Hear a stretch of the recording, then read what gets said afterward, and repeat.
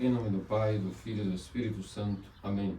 Queridos amados cristãos ortodoxos, quando as Escrituras Sagradas, assim como também os serviços da Igreja, mencionam algo a respeito da verdade de Deus, se referem, tanto nas Escrituras quanto nos nossos serviços litúrgicos, como a verdade de Deus sendo a sua própria revelação, a sua energia incriada, ou seja, a verdade de Deus é sua energia incriada e, portanto, é sua verdade eterna. E nós vimos que, por exemplo, o salmista Davi proclama nos seus salmos que tua verdade permanece de geração em geração. Ou seja, um caráter aqui da eternidade vinculado à verdade sobre Deus, à verdade de Deus. Depois ele continua: tua misericórdia, Senhor, habita nos céus, e tua verdade habita para além das nuvens. Em outro ponto, tua verdade e teu amor permanecem para sempre.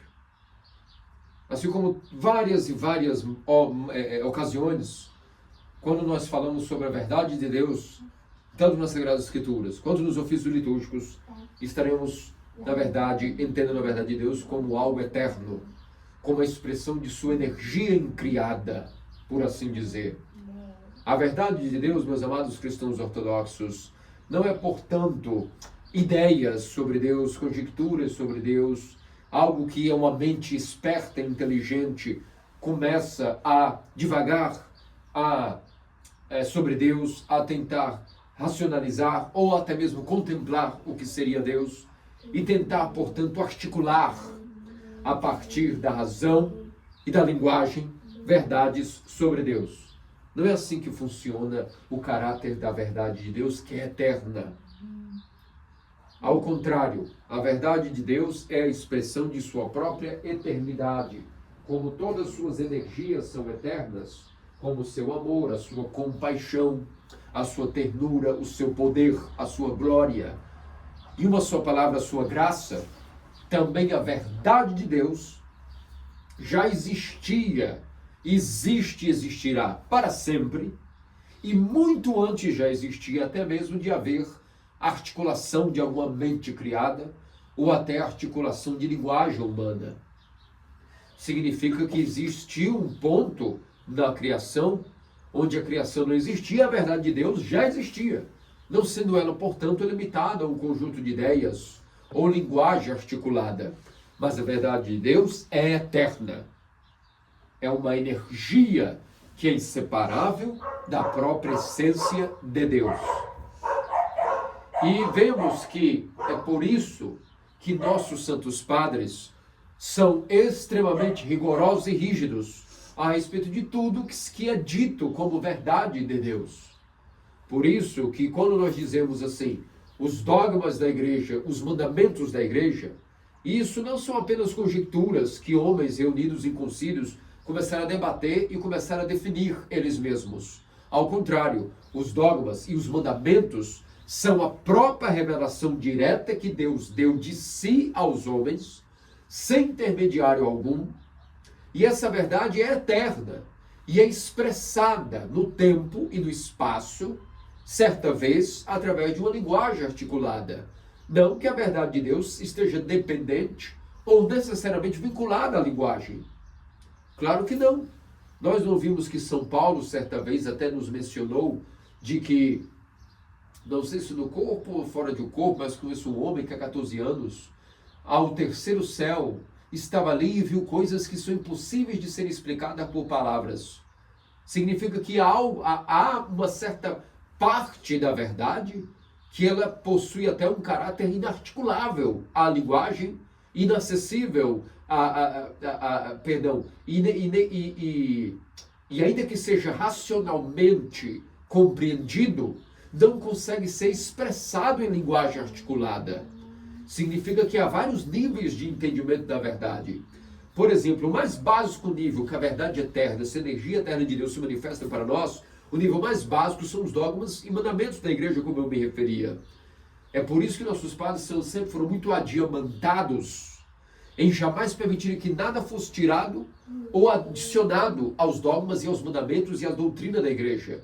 Porque sendo isso não uma convenção humana que chegou a uma conclusão racional ou de linguagem sobre a verdade de Deus, ao contrário, sendo esta a verdade eterna, que Deus, ainda que essa verdade não necessariamente se vincule à linguagem articulada, Deus, em certo momento, no tempo e no espaço, quando Ele quis, Ele conseguiu, porque Ele sabe como fazê-lo, porque é Ele que se revela a si mesmo, introduzir a sua verdade eterna, sua revelação aos homens através da linguagem.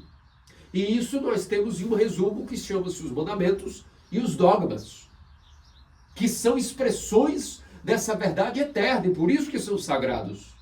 E, portanto, qualquer coisa que seja adicionada ou removida disso tem que ser anátema, porque está violando a verdade eterna de Deus. Já não é mais a verdade eterna. Se nós adicionamos algo à verdade eterna, que foi nos revelada sem intermediário pelo próprio Deus a nós, ou se nós removemos algo, isso, na verdade, passa a ser meia-verdade. E meia-verdade, na verdade, já não é verdade nenhuma. É como o exemplo da água. A água, se nós colocarmos um pouco de vinagre, aparentemente não vai mudar a cor, mas quando nós bebermos, experimentarmos, vamos ver que isso não era mais água, ou foi adulterada a substância. A mesma coisa, água com vinho com vinagre. Colocamos o vinagre dentro do vinho e aquilo ali já não é mais vinho. Tornou-se uma outra substância. Um vinho avinagrado, mas não é mais vinho. Isso é original.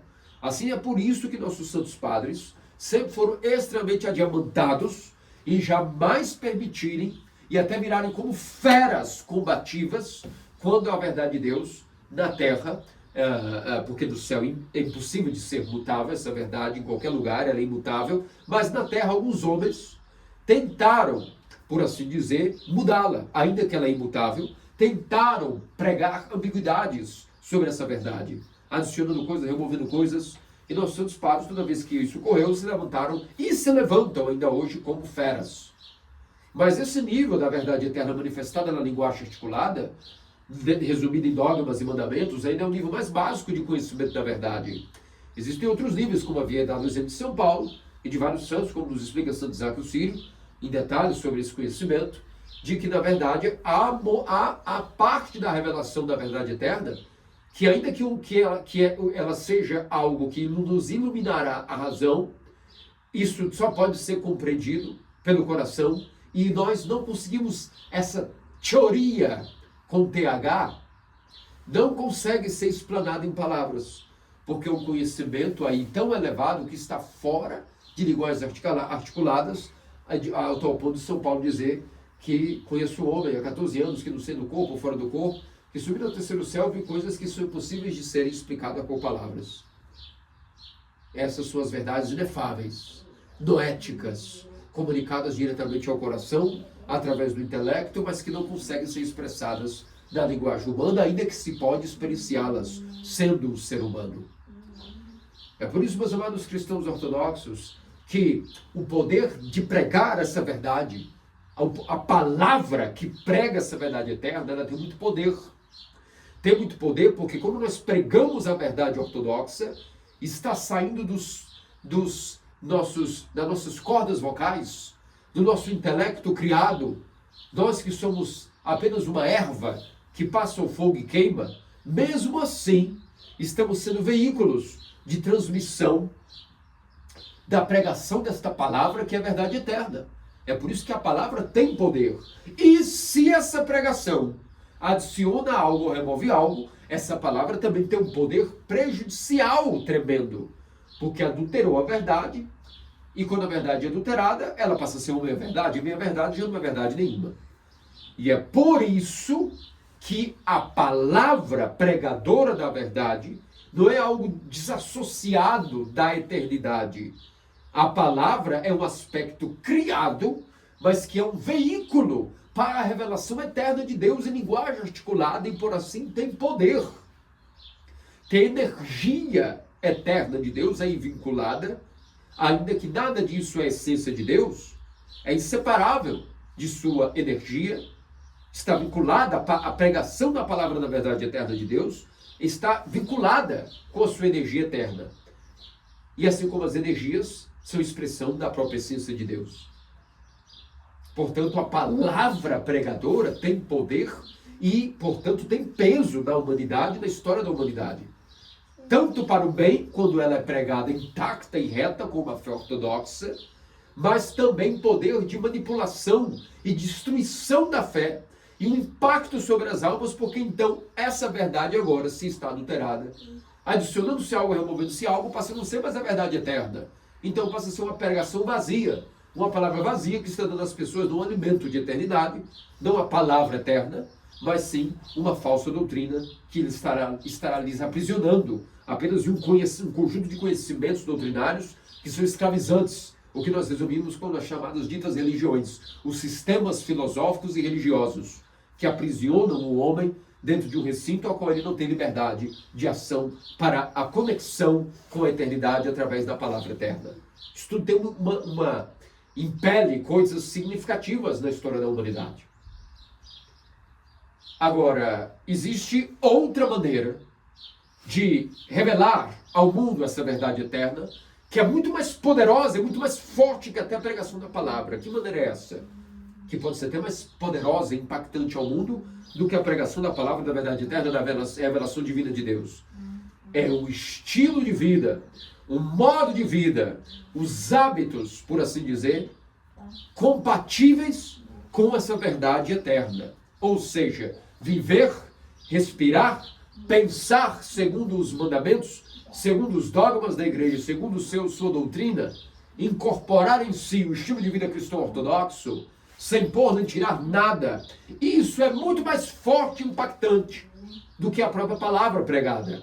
Porque a verdade eterna, quando se impregna no pensamento, no hábito, na maneira de agir, na maneira de pensar das pessoas, elas passam agora a elas mesmas, ainda que estejam em silêncio, serem elas portadores dessa mesma verdade eterna em seus corações, no seu respirar, na sua cultura, em todo o seu entendimento, em toda a sua ação.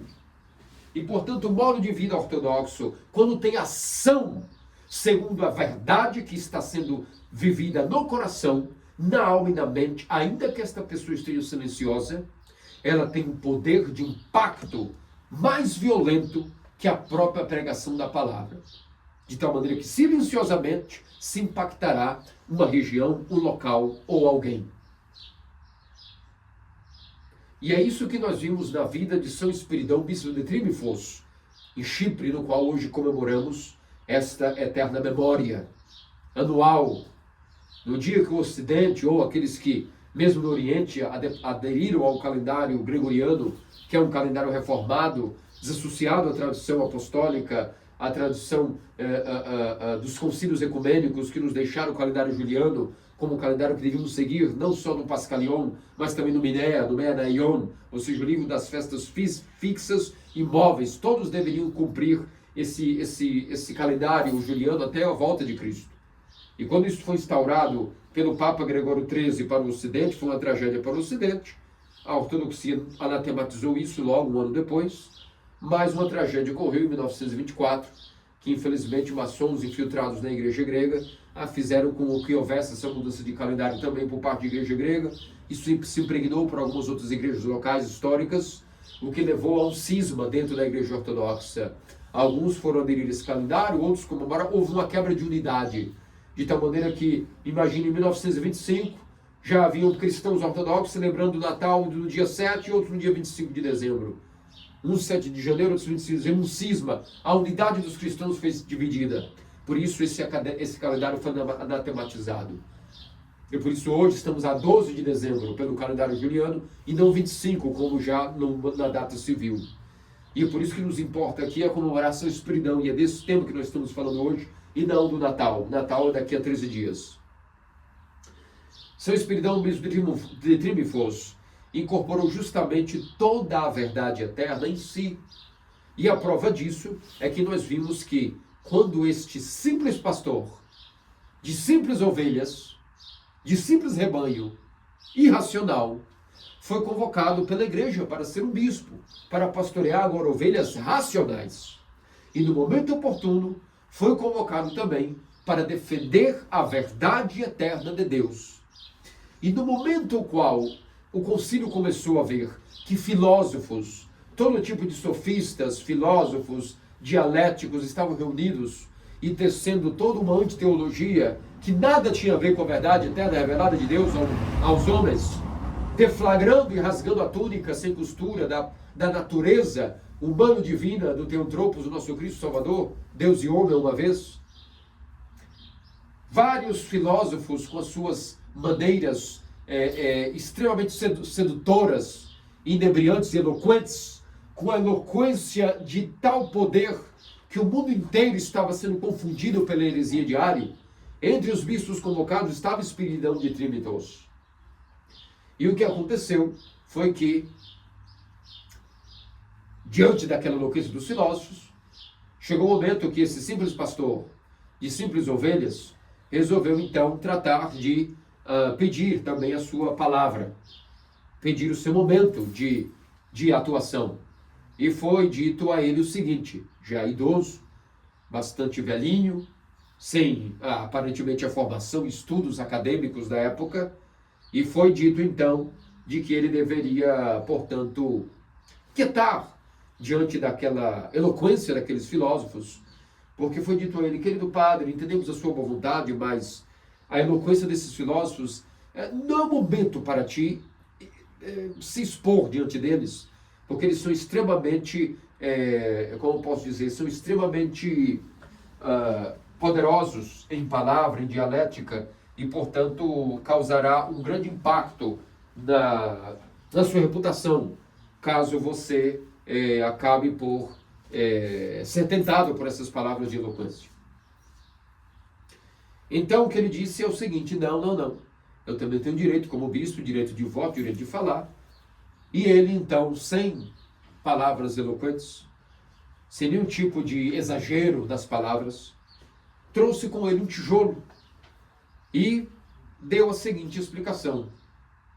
Esse tijolo é feito por barro, por água e por fogo. E por isso quero lhes mostrar uma coisa. Assim como Deus, existem três pessoas que constituem um só Deus em trindade, a divindade é trina e una, assim também quero lhes mostrar uma coisa. E guardou o tijolo e pegou agora uma telha. E diante dessa telha, diante de todos, diante do concílio, um fogo apareceu misteriosa e milagrosamente em suas mãos. E desse fogo, diante da telha aquecida, água escorreu e ficou, portanto, os três elementos visíveis diante de todos. O fogo, o barro em sua mão, a água escorrida, e ele disse, é este o meu testemunho a respeito de que, se eu quiser explicar para vocês o que é Deus de uma vez por todas, está aqui a maneira pela qual eu posso explicar com a minha capacidade de explicar através deste milagre. E é claro que depois, para surpresa de todos, ele também proferiu não um tratado, não um discurso, não um livro, mas com as suas palavras oriundas, como uma trombeta que tinha a verdade vivida dentro dele, um estilo de vida compatível com a doutrina a qual ele estava defendendo. A sua pregação silenciosa tem poder, e o poder através de que Deus atuou através dele, através de milagres dentro do concílio, mostrando para todos que ainda que ele se calasse e não quisesse entrar no labirinto dos filósofos, a sua discussão não era a sua melhor arma. A sua melhor arma era a sua vida, que incorporou a Trindade de tal maneira que a verdade eterna era tão plena nele, é o que ele vivia, respirava, pensava, que milagres transbordavam de sua vida por toda a sua história humana. Desde que foi bispo, uma serpente ao qual foi transformada em ouro para para aliviar a pobreza de um homem. Uma viúva que estava morta e ele conversou com ela mesmo estando morta e ela respondia ele como se fosse viva. E depois, obviamente, ressuscitou mortos, como se fosse a coisa mais corriqueira. São Espiridão ressuscitava mortos. Claramente a presença da verdade eterna vivia nele. E por isso a sua pregação silenciosa, através do seu estilo de vida, havia incorporado a Trindade tanto que ele era um padre teóforo, ou seja, Deus morava nele. A verdade eterna, portanto, no seu estilo de vida, era totalmente residida nele, habitava nele. E, portanto, ainda que ele se calasse, ele conseguiria impactar todos com seu estilo de vida cristão ortodoxo. E derrotou os eloquentes. E aí sim, no final, ainda proferiu algumas palavras, como alguém que a verdade mora nele. Não seria difícil se ele quisesse expressar também, em algumas palavras, o que seria a trindade, a consubstancialidade do verbo com o Pai e o Espírito, portanto, provando que Cristo é Deus e homem a uma vez. Homem segundo a carne, sem pai. Mas sem mãe da eternidade, tendo Pai celestial. E, portanto, sendo eterno enquanto Deus, mais uma vez que nasceu na carne como homem, é Deus eterno da mesma maneira. Apenas encarnou no tempo e no espaço, mas a sua natureza humana, totalmente inseparável de sua natureza divina, e sua pessoa divina sendo consubstancial ao Pai. E todos ficaram perplexos como o grau de intimidade, o grau de deificação, o grau de união de sua espiridão com Deus era pleno e total, ao ponto de que até o seu respirar era capaz de silenciosamente derrotar e sepultar a astúcia dos filósofos e dos hereges e dos arianos. Aqui nós vemos, meus amados cristãos ortodoxos, que esse é o verdadeiro ideal cristão. A pregação da palavra, segundo a verdade, tem poder. Mas muito mais poder tem a alma e o ser humano, o fiel, o cristão que vive o seu estilo de vida segundo esta verdade eterna. Ainda que ele fique calado, o seu impacto e a sua influência é muito mais poderosa do que o mais pregador eloquente. E ao contrário, pode ocorrer o seguinte, que se alguém, ainda que seja um bom pregador, no seu dia a dia não vive compatível com os dogmas e os mandamentos da igreja, então essa sua pregação será esvaziada de poder. Ela vai estar enfraquecida. Porque ainda que ele fale segundo a verdade eterna, se ele não vive, então essa expressão de sua palavra não tem poder, ou se tem, é um poder fraco. E é por isso que vimos que seu Espiridão, com poder maior do que qualquer pregador do concílio, como Atanásio, que sim, era um homem discípulo de Santo Antão, debatia boca a boca com os eloquentes dos filósofos, defendendo a confissão de fé como uma fera, mas insuperável foi Espiridão com a sua pregação simples, sensível no tocante à divindade, falando do que ele sabia, não segundo inteligências e conjecturas e palavras humanas, mas segundo a experiência noética da luz eterna que iluminava a sua vida de dentro para fora, sendo ele, portanto, um astro, um farol para o mundo inteiro de pregação da Trindade. E é por isso que se nós apenas falamos e falamos de ortodoxia, mas não vivemos o modo de vida cristão ortodoxo nos nossos pensamentos, no nosso jejum, das nossas prostrações, das nossas orações, nos ofícios litúrgicos principalmente, nossas vigílias, na nossa comunhão, na nossa confissão. Então, ainda que falemos de ortodoxia, isso não vai impactar os corações. Eles não vão sentir aquela vibração que o apóstolo Pedro disse quando Nosso Senhor despediu as multidões e havia comunicado que deveriam comer o seu corpo, beber o seu sangue. E, na verdade, muitos acharam que aquilo era loucura e o abandonaram. E então ele virou para Pedro e para os discípulos e disse: então, vós também não quereis ir? E Pedro disse: Senhor, mas para onde iremos escutar palavras de vida eterna? Significa que essa palavra no coração de Pedro os impactava de tal maneira que eles completamente se inebriavam com o poder vibrante da palavra que saía da boca de Cristo, não somente por dizer coisas, mas porque Cristo era sendo a própria pessoa, a pessoa que, na verdade, emblema em si o significado do que é a verdade. O que é a verdade? A verdade é a pessoa de nosso Senhor Jesus Cristo. Palavras de vida eterna, ou seja, a verdade eterna, encarnou, a palavra, o Logos eterno, encarnou e virou homem. Primeiro um menininho e depois homem, a uma vez. Isso era o que bastava para Pedro. Ele não disse: não, Senhor, para onde iremos para ter algum outro Salvador e Messias, que nos liberte Israel do Império Romano, ou que nos dê peixes multiplicados e pães, ou que veremos todos os dias algum outro pregador e Messias ressuscitar os mortos. Não, de maneira alguma. Estamos aqui suficientemente satisfeitos, porque onde é que nós vamos escutar a palavra de vida eterna? Então, quando nós acabamos por viver o modo de vida cristão ortodoxo e os seus dogmas e os seus mandamentos silenciosamente, isso impacta naturalmente o nosso redor, mesmo que estivéssemos silenciosos.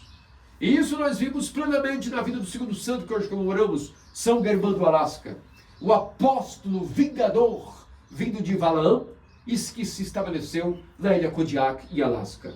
O padroeiro de todas as missões da América, seja na América do Norte, ou naqueles que na América do Sul também chegaram à fé ortodoxa, todos nós somos apadrinhados e protegidos pelas orações de São Germano, o primeiro vingador e apóstolo para as Américas. São Germano do Alasca, assim como São Espiridão, não escreveu nenhum tipo de livro. Não tem um livro segundo São Germano, São Espiridão, como também São Nicolau, São Eugimilício, não escreveu nenhum livro. Não há nenhum tratado, não há nenhuma homilia registrada de São Espiridão, nem de São Nicolau, nem de São Germano. Os escritos que tem de São Germano, alguém que anotava os seus diálogos, como o diálogo que ele teve com os marinheiros certa vez, que foi muito impactante sobre o que significa o amor a Deus e ao próximo, mas ele mesmo não escreveu nada. São Nicolau, São Eugimilício, não escreveu nada, não deu nos registros de um sermão que foi gravado, que foi copiado por algum escriba. A mesma coisa não acontece com o São Espiridão. Não há nenhum registro de pregação, mesmo assim são santos que de geração em geração impactaram gerações, atordoaram os hereges, derrotaram e purgaram os demônios, iluminaram o mundo como faróis. Por quê? Porque escreveram doutrinas explicatórias sobre alguma coisa de teologia negativo. A vida deles em si era um luzeiro, uma fonte de vida eterna, porque a verdade eterna de Deus, sua energia criada, habitava neles. Por quê? Porque primeiramente se purificaram para que Deus pudesse vir morar neles, segundo o estilo de vida, segundo os mandamentos, segundo os dogmas, pensando segundo o pensamento da igreja, vivendo de acordo com os mandamentos, purificados nesse estilo de vida, a graça e a energia eterna veio morar neles. E, portanto, a expressão da verdade convencia as pessoas do seu redor e derrotava os hereges, ainda que estivessem calados e silenciados. Isso é muito impactante, porque esse é o verdadeiro evangelismo, essa é a verdadeira pregação poderosa da Igreja Ortodoxa e o que nos difere das outras denominações cristãs. Quando nós estabelecemos uma missão, nós não vamos em rádios e televisão começar a pregar e pregar e pregar com palavras apenas, dizendo e dizendo e dizendo. Não, a explicação será dada para os que já chegarem na missão. Os que não estão, estarão sendo convocados para a missão através de uma pregação silenciosa. E o que é essa pregação silenciosa? São Germano do Alasca nos deu esse maior exemplo do que significa a pregação ortodoxa, já na época próxima de nós, na linha do tempo. Assim como São Espiridão, lá no começo da era cristã, do século 3 para 4. São Germano do Alasca, vindo até se nós pegamos Valaam e pegamos a ilha Kodiak, no mapa, é como se fossem os dois lados opostos do mundo. Um no extremo oriente e outro aqui no ocidente, Kodiak e Valaam. E a trajetória para chegar à missão do Alasca, né, quando este fazia parte do Império Russo, viajaram meses de navio, de a cavalo, em carroças, em carruagens, em todo tipo de sofrimento, de dor, de provações. Mas ele tinha sede de ser missionário e ele chegou. Quando chegou, o que ele foi fazer? Foi correr para começar a bater em porta nos aleutas nativos? Negativo. Ele escolheu um lugar para si, através da pregação do Messias que nos ensinou no Evangelho. Quando fores pregar em algum lugar, disse o Senhor, não ireis batendo de porta em porta e de lado em lado, indo para cá e para lá. Mas não, escolheis um lugar, ficais aí, se instaurais aí, se estabeleceis aí, recebam hospitalidade, vivam aí. E se esse lugar não vos for não for bem-vindo, então levanta-se, balança o poeira dos ombros, batam as sandálias e se vão para outro lugar. Nosso Senhor não disse, vão ficar perambulando, ao contrário, está ali no Evangelho o mandato do Salvador. Quando fores pregar, quando ele disse aos 72, não fiqueis indo para lá e para lá, não, procurais uma casa e nos estabeleceis aí. Ficai aí, buscai hospedagem aí. Isso é o que os apóstolos mais tarde fizeram nas chamadas igrejas domésticas. Os apóstolos iam nos lugares que eram inspirados ou enviavam seus discípulos, e esses se estabeleciam em um lugar e ficavam aí fazendo o quê? Estabelecendo-se e vivendo-se como cristãos. Daí nasce a primeira geração de igrejas domésticas, como esta capelinha, por exemplo. E o que acontece? Acontece o que aconteceu com o seu irmão. Ele não foi bater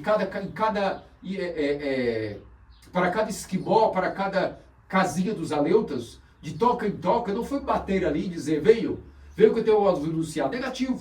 Ele escolheu um lugar para si, construiu uma cabana, depois procurou uma caverna mais isolada e ficou aí jejuando, orando. Nem sacerdote era, não era um monge, era um monge apenas. E ficou vivendo a sua regra de oração, o seu jejum. E o que aconteceu? A verdade eterna de Deus, que nele passou a morar, começou a enviar choques de força e de graça, raios de choques de energia, eletrocutando, por assim dizer, as pessoas ao redor.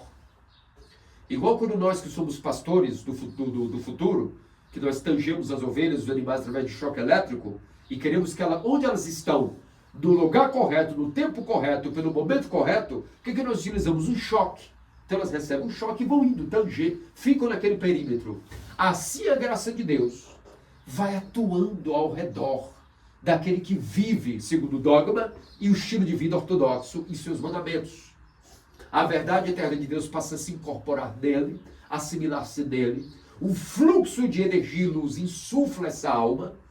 E o que passa a acontecer é que essa graça não fica presa à pessoa. Essa graça, como choques de energia, passam a eletrocutar, vamos assim usar essa pequena anedota, de maneira mística e noética as pessoas ao redor que já são de Deus para que cheguem até Deus. Isso pode parecer um paradoxo enorme, mas é assim mesmo. Escutem o que eu acabei de dizer. As pessoas que são de Deus são as que serão eletrocutadas por esses choques de energia incriada para chegarem até Deus. Escutem bem, os que já são de Deus. Porque os que não são de Deus, ainda que o próprio Deus apareça a eles não vão querer vir até a ortodoxia. Isso pode ser paradoxal. Vocês podem perguntar agora, mas espera aí. Alguém do primeiro não tem que escutar sobre Deus, a sua verdade, para poder decidir se é ou não de Deus? Negativo, não é assim que funciona. E é por isso que a pregação dos hereges, do heterodoxo, do proselitismo é falso. E funciona para eles, mas não para a verdade. E é por quê? Porque não é verdade que uma pessoa tem que escutar sobre Deus para poder chegar até Deus. Negativo. Ao contrário, nossos santos pais nos ensinam que se uma pessoa não escuta Deus dentro dela, tampouco escutará fora. Como é que uma pessoa escuta a voz de Deus dentro dela? Essa voz de Deus dentro de cada um de nós é a nossa consciência. A nossa consciência é a própria mesmíssima voz de Deus, que todo ser humano, ainda que seja um pagão, ele tem dentro dele. E é claro que às vezes nós escutamos muito a nossa consciência, às vezes escutamos pouco, mas independente de ter escutado sobre a verdade eterna de Deus, a nossa consciência está ali, independente de termos contato com a verdade eterna de Deus. Agora, cada um vai decidir na sua vida se escuta a consciência um pouco mais, um pouco menos, ou até quando ele não tem força de escutar. Certos seres humanos não têm a força de sempre escutar a consciência. Ou seja, quando eu digo escutar, de segui-la. Mas eles nunca a amortecem e nunca dão razão a si mesmos. Eles dizem, não, eu estou fazendo algo que eu preciso me corrigir. Eu falhei, não segui minha consciência, mas eu tenho que me corrigir. Muitos pagãos seguiam esse padrão de vida. E é por isso que, sendo de Deus, ou seja, escutando a consciência dentro de si, quando escutaram pregação sobre a Torá, ou sobre os mandamentos, ou sobre o Evangelho, eles se enamoravam e diziam, esse é o Deus que eu sempre quis conhecer e os meus eu vou abandonar. Por que houve essa conversão em massa dos pagãos e do império? Porque que devagarinho aleutas foram começando a aparecerem voluntariamente na porta da caverna de São Germano do Alasca, ainda que ele não chamou ninguém, nem com badalo, nem com sineta, nem com trombeta, nem com nenhum tipo de viola, nem com tipo de show, porque o seu modo de vida ortodoxo, com feixes e fluxos de choque de energia, começou a cutucar as pessoas que naquela região eram de Deus. E elas foram atraídas como por um imã e magneto até as portas daquele que possuía a luz, a qual estava eletrocutando-os e atraindo-os para o caminho da verdade. E ali chegando, então ele criou uma escola de catequese para crianças, para casais, e começou a explicar a eles a fé que ele vivia no seu coração e que eles, por algum motivo, estavam começando a ser atraídos. É assim que os apóstolos fizeram, meus amados cristãos ortodoxos. E se eram clérigos missionários, então, ademais de viver o jejum e a oração e a regra de oração pessoal, viviam também a divina liturgia. De preferência, se és missionário, vá ao teu local, estabeleça-te em algum local, alugue ou compre e só dedique-se exclusivamente, de preferência, se possível for, celebrar a divina liturgia todos os dias. E celebrando a quebra do pão e do vinho, vocês não têm a mínima noção do poder maior que pode ocorrer, do que é que de fato ocorre quando a divina liturgia é celebrada e o pão, ou seja, o corpo de Cristo é quebrado. Celebramos e proclamamos sua morte e ressurreição para todo o perímetro da nossa região e para o mundo todo, assim dizer. Só na outra vida vocês vão conseguir compreender qual é o poder do que nós acabamos de fazer hoje. Celebrando não um Natal pagão ou um Natal heterodoxo, mas acabando de quebrar o pão e o vinho para celebrar São Espiridão, Bispo de Triunfo, Guilherme do Alasca, patrono das Américas. Só na outra vida vocês perceberão os fluxos de choque de energia que são emanados para as regiões, tendo aqui como epicentro desse tormento de luz, e depois esses fluxos vão viajar por todo o perímetro do Brasil, da América Latina, e as pessoas que são de Deus vão sendo eletrocutadas, cavucadas na consciência. Um choque de verdade elas recebem e começam a serem pescadas como peixes por esse anzol noético e são levados devagarinho. E devagarinho, seja pela internet, por um grupo de WhatsApp, por um Telegram, por um e-mail, ou até mesmo por um milagre, e vão chegando até nós. Como foi assim desde o princípio, desde a época apostólica, desde o dia que nós começamos a missão aqui, e vai ser assim até que nós terminemos a nossa vida e outros vão continuar. Possivelmente vocês vão continuar um trabalho onde nós estamos semeando, nós não vamos ver a colheita dessa semeadura, outros verão. Porque São Germán também, quando começou toda a sua missão vingadora ainda no Alasca, pouco tempo depois de sua morte, mais ou menos 40 anos depois que ele morreu, o Alasca foi vendido aos Estados Unidos, a missão foi dissoluta porque não havia interesse de manter a missão ortodoxa, e só depois, já na beirada do século XX para XXI, lá no começo do século XX, o grande missionário do Alasca, Tikhon, futuro patriarca de Moscou, é que reinaugurou novamente uma missão, foi criada uma diocese, agora não só uma missão, uma diocese foi estabelecida no Alasca e na América do Norte, e depois isso foi sendo um embrião. E o fruto foi que outras dioceses foram fundadas. Chicago, Nova York. E como dizia o arcebispo Albert Taucher, em 71, quando visitou nosso monastério em Boston, dizia Padre Panteleimo, os 2 grandes frutos da missão de São Germán foi o nosso monastério em Jordanville, claro, enquanto foi fiel à ortodoxia, enquanto durou, hoje já não é mais essa realidade, e o monastério de Boston, ambos fundados por abades Panteleimons, respectivamente. E os frutos da missão de São Germán somos nós mesmos. Eu, vocês, a nossa liturgia que acabamos de celebrar, todos nós somos os frutos de São Germán. A qual ele não viu vivo, mas hoje vivo na liturgia, ontem na vigília presente conosco, com sua presença poderosa, beijando os ícones conosco, rezando conosco, certamente estava feliz de ver que até mesmo no Brasil, na terra onde pisou o apóstolo Brandão, o navegador, hoje também outros celebram a verdadeira ortodoxia. Ou a ortodoxia, porque dizer que é verdadeira é até uma redundância. Claro que a ortodoxia só pode ser uma só, ainda que alguns usurpem esse nome da nossa geração, celebrando coisas fora de hora e de momento, como aconteceu de ontem para hoje. Mas nós, milagrosamente, estamos aqui jubilosos com os santos, mantendo o pé firme, sendo colheita e fruto de uma geração que não viu seus frutos realizarem-se. A mesma coisa acontece conosco.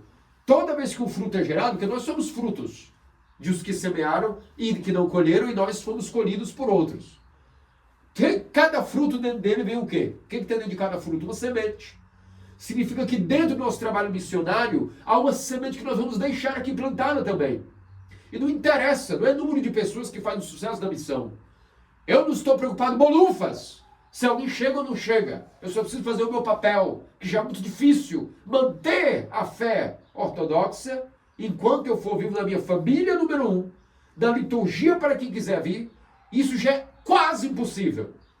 Mas isso tem uma semente dentro, que outros depois vão colher outros frutos dessa semente que eu estou plantando, que nós estamos plantando.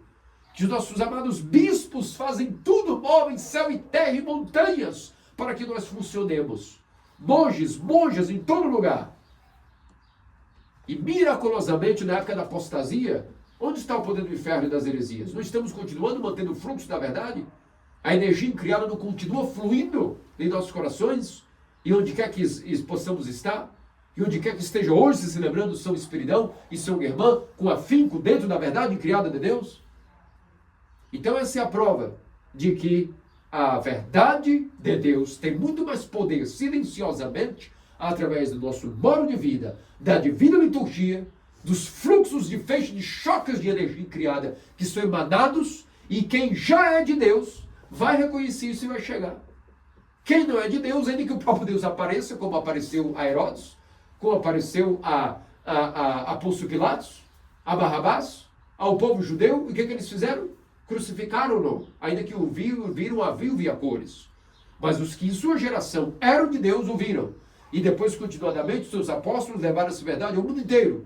E assim a igreja continuará até o último dia de existência desse mundo, que fatidicamente chegará um dia ao seu desfecho. Nós não sabemos quantas gerações mais teremos no mundo. Mas o que sabemos é que se tiver mais uma, ela será semeada por nós, mas outros ainda vão colher frutos que nós não veremos, mas quem sabe seremos orgulhosos, felizes de, se Deus nos conceder a salvação e o paraíso, ficarmos felizes de ver que o que funcionou numa capelinha continuou para outra geração. Por isso, meus amados cristãos ortodoxos, esse é um dia muito impactante para nós. Em todos os dias do ano do calendário, é um desses dias que nos tira o fôlego. É como se nós estivéssemos aguardando ali o lançamento de um novo filme do cinema que lança na temporada de verão, e que a gente corre para ver aquele filme de ação, aquele drama, ou aquele filme que foi anunciado e que lança sempre no verão. Assim, nós aguardamos ansiosamente esses espetáculos, como a festa de São Nicolau, a festa de São Espiridão, de São Germán, amanhã de Santa Luzia. E logo mais vamos aquecendo os motores para a festa de que mais estamos nos preparando, que é o Natal ortodoxo. Portanto, meus amados cristãos ortodoxos, peçamos a Deus que a verdade eterna esteja cada vez mais brilhando nos nossos corações, que ela exploda fluxos de energia primeiro dentro de nós, da nossa família, e depois quem for de Deus que também seja eletrocutado, por assim dizer, fisgado, incomodado, para que possa também chegar dessa pescaria noética que a luz incriada faz com cada um de nós. Porque, na verdade, tudo isso acontece porque luz, quando nós falamos que o mundo seja iluminado pela luz e energia da Trindade eterna, não é essa luz que o mundo tem como luz de fótons, não é a luz física, é uma luz racional e noética, que ainda que seja invisível, é perceptível aos olhos da razão e do coração. E isso é uma luz invisível, mas eterna, que é vinculada à essência de Deus por suas energias. As energias são inseparáveis da essência, ainda que essência e energias são distintas, mas são inseparáveis.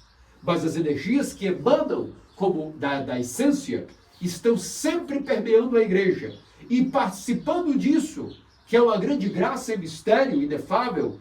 Cada um de nós é iluminado no intelecto com essa luz. Como nós sempre oramos, por exemplo, antes do Evangelho, se vocês, é uma oração secreta que o sacerdote faz, mas como já dizia o nosso falecido metropolita André, essas são uma das orações que mais impactam, tanto na vigília da noite, quanto antes da proclamação do Evangelho, quando nós estamos fazendo oração secreta do sacerdote, de proclamar o Evangelho. Aqui oramos: Resplandece nos nossos corações, ó Senhor, amante da humanidade, a luz pura de teu divino conhecimento. E abre os olhos de nossa inteligência a fim de compreender as pregações de teu evangelho. É a oração secreta que fazemos antes do evangelho, todas as vezes que realizamos a liturgia. Significa, veja, a luz pura de teu divino conhecimento. Quer dizer que essa verdade eterna, essa é uma luz que, ainda que não seja visível, é noética e ilumina a razão. É uma luz racional, é uma luz noética, que infelizmente o Ocidente se confundiu e não entende mais do que é essa luz. Por isso que, literalmente, o Ocidente jaz em trevas. E a luz sempre veio do Oriente. Até, literalmente falando, o sol se nasce no Oriente e se põe no Ocidente. E é por isso que precisamos orar muito a São Guilherme do Alasca, missionário das Américas, que esse Ocidente seja iluminado por essa luz eterna. Que os corações se amoleçam. O missionário do Alasca, São Tikhon, tinha uma oração especial que ele pedia que as pessoas de todas as paróquias de sua diocese, no Alasca, em Chicago, em Nova York, em Seattle e na Califórnia, ele pedia que as pessoas rezassem para que os missionários cada vez mais fossem motivados, com ânimo, não desistissem, porque é um trabalho muito ingrato e desanimador, mas que também os corações das almas fossem amolecidos, para que pudessem receber essa luz racional e noética do pleno conhecimento da verdade. Como nós também rezamos em uma certa parte da liturgia, quando nós estamos ali, numa das orações secretas, após a antífona, as antífonas no começo da liturgia, nós pedimos que Deus, que vê que todos estão concordando, onde 2 ou 3 estiverem reunidos em teu nome, tu dissestes que tudo darias que pedíssemos, pedimos então que nesta vida nos dê o pleno conhecimento da verdade, que é a sua luz eterna, e a vida eterna na vida que há de vir. Portanto, que disso nosso Senhor e Salvador Jesus Cristo faça-nos dignos, pelas orações de São Espiridão, bispo de Trimo e Fosso, e de São Guilherme do Alasca, e de todos os santos. Amém. Glória a ti, Cristo Deus, Espírito.